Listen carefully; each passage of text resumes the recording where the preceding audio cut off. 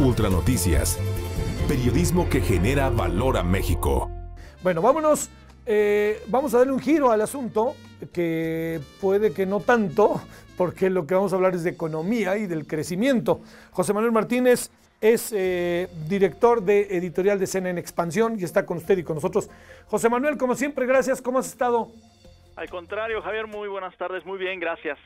Oye, a ver, inevitable, antes que hablemos del 4%, como sabes, hemos hablado con todo tipo de abogados, economistas, etcétera. Una reforma laboral no hace crecer ni genera empleos, ¿no?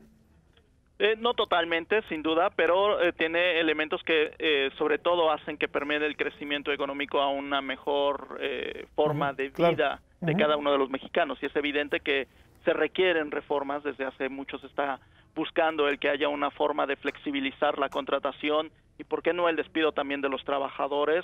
Muchas de las empresas es evidente que tienen problemas para ello cuando contratan a alguien y finalmente no resulta que es el trabajador adecuado para ciertas actividades y por lo tanto el despedirlo pues le cuesta mucho a la empresa y por lo tanto eso ha inhibido en gran parte en que las contrataciones se hagan de forma pues formal como muchas veces ocurre. Recordemos que en México una buena parte de la población económicamente activa, de la que está en edad de trabajar y que trabaja, lo hace en la economía informal, y es porque no hay un incentivo precisamente fuerte para que todos los trabajos tengan la seguridad social, tengan las prestaciones básicas o mínimas para los trabajadores. Entonces es necesaria una reforma, pero evidentemente esto no te garantiza el crecimiento de un país, sino más bien la formalidad y que todos los trabajadores tengan los derechos que deben de tener y los servicios que deben de tener. Pero más allá de una reforma laboral que finalmente podría más bien establecer estos mismos derechos para todos los trabajadores, se requieren otras cosas para poder generar crecimiento económico. Totalmente de acuerdo. Oye, José Manuel, un asunto más antes de entrar al otro. ¿Se aplica la máxima aquella de es el modelo económico? Vamos, han tenido siempre muchas variantes y ahora ya no hablamos tanto de un solo modelo económico, sino de varios, ¿no? Y de varios elementos que hacen que los países puedan crecer. Sí vemos a los países asiáticos con un modelo de apertura económica, pero también de mucho industrialización y sobre todo de desarrollo tecnológico, pues ese sería el modelo adecuado, ¿no? Para diversas economías que están tratando de surgir. México, nos parezca o no, finalmente es un país manufacturero, en una gran parte maquilador, en donde el desarrollo tecnológico todavía es muy pequeño y eso es una parte de los elementos más importantes para cualquier país. Si tú ves Reino Unido, la Gran Bretaña, no tiene una manufactura muy grande, pero sin embargo tiene un desarrollo tecnológico muy importante, que es lo que le hace precisamente tener una economía muy fuerte, aparte desde luego del sector financiero, que en gran parte también sustenta esa economía, pero que es evidente que el desarrollo tecnológico en muchas naciones es el soporte de esas economías y no necesariamente tienen que dedicarse a la manufactura, como lo ha hecho últimamente México, que está trayendo inversiones muy importantes, por ejemplo, en la industria automotriz y que podría ser uno de los primeros 5 productores de vehículos en los próximos años, pero finalmente todo el desarrollo tecnológico se lleva a cabo en otras naciones y México simplemente se realiza la manufactura, que es muy importante porque genera una gran cantidad de empleos, pero que evidentemente no tiene el valor agregado. Oye, a ver, ¿4% de crecimiento es mucho o poco o qué es, mi querido José Manuel? Es muy poco para las necesidades de este país. Sí. Es más optimista el presidente Felipe Calderón al dar esta cifra de 4% para 2013, pero también va un poco en línea con lo que están esperando los analistas. Las diversas encuestas que se realizan, tanto Banco de México como Banamex, por ejemplo, van en un rango de 3.5 a 4% para el próximo año, pero es bueno considerando también el entorno en que se está dando este crecimiento. Vemos países desarrollados que evidentemente ya no alcanzan esas tasas de crecimiento tan elevadas, pero también otras naciones como las que nos podemos comparar, Chile, Brasil, Perú, etcétera, que tienen tasas menores también, sobre todo Brasil, que para el próximo año se espera que quizás también crezca alrededor de 3% y que este año pudiera crecer un 2%, pues todavía son tasas importantes, pero finalmente lo que hay que ver más que si es una tasa alta o baja, es más bien si es la que pudiera dar un mayor beneficio a los mexicanos, y todavía una tasa de crecimiento de 4% en México es relativamente baja para las necesidades del país, para la generación de empleos, para la generación de ahorro. Es una tasa que es buena en el entorno actual, pero que todavía es baja para las necesidades del país. Bueno, ahora te planteo, si nos comparamos con América Latina, por lo que nos dices, algo está pasando que me digo favorablemente o digo qué. Es favorable, al menos en el corto plazo. Muchos analistas y de hecho empresas están viendo a México en un entorno mucho más favorable que la competencia con Brasil. México y Brasil siempre han tenido esta competencia por ver quién lidera la economía y quién es el líder en la región latinoamericana. Y por mucho Brasil todavía supera a México. En la atracción de inversión extranjera directa es mucho más del doble de lo que genera, lo que atrae Brasil que lo que atrae México.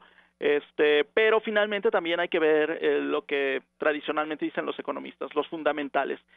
Si bien México todavía tiene este crecimiento mucho más lento, la atracción de inversión extranjera directa no es todavía la que tiene Brasil. Todavía hay fundamentos que nos hacen pensar que México tiene una mejor perspectiva, y uno de ellos lo vemos también, por ejemplo, en la atracción de inversión de portafolio, la que se lleva en la bolsa, la que compra bonos, ha sido superior en México en los últimos meses, pero también esa es desde luego la más volátil, la que se puede ir en cualquier momento. Pero finalmente México tiene una estructura todavía interesante en cuanto a población joven, en cuanto a población trabajadora, y sobre todo las necesidades de consumo que tiene esa población, que conforme va aumentando su ingreso real, pues evidentemente tiene mayor oportunidad de adquirir bienes de consumo. No perdamos de vista cómo México también ha estado creciendo el consumo interno y ha sido una muy buena parte del crecimiento en general. Entonces todavía se ven esas perspectivas muy favorables de México frente a otras naciones de América Latina. Se ve como si bien decíamos que 4% de crecimiento no es lo que requiere el país y todavía está lejos de ello, pues es todavía un crecimiento estable. Es decir, no se ven en el futuro problemas en las finanzas públicas, no se ven en el futuro problemas todavía en el sistema financiero, en los bancos. Entonces eso hace pensar que México pudiera salir mejor librado del entorno internacional que otras naciones como Brasil, pero no perdamos de vista también la competencia que puede representar Perú, por ejemplo, o Chile, que también son naciones que están creciendo de forma estable y que están haciendo pues cosas que a muchos inversionistas atraen. Así que seguimos en esa competencia fuerte. México tiene elementos mucho más sólidos que en otros años, y eso es lo que quizá también está haciendo que, mientras en otras regiones como Europa están viviendo situaciones muy difíciles, pues los inversionistas de esos países se refugien en los países emergentes como México. España, José Manuel, está al borde del knockout, porque ahí hay un problema doble, el económico que está a la vista, pero el social que cada vez es más fuerte, ¿no?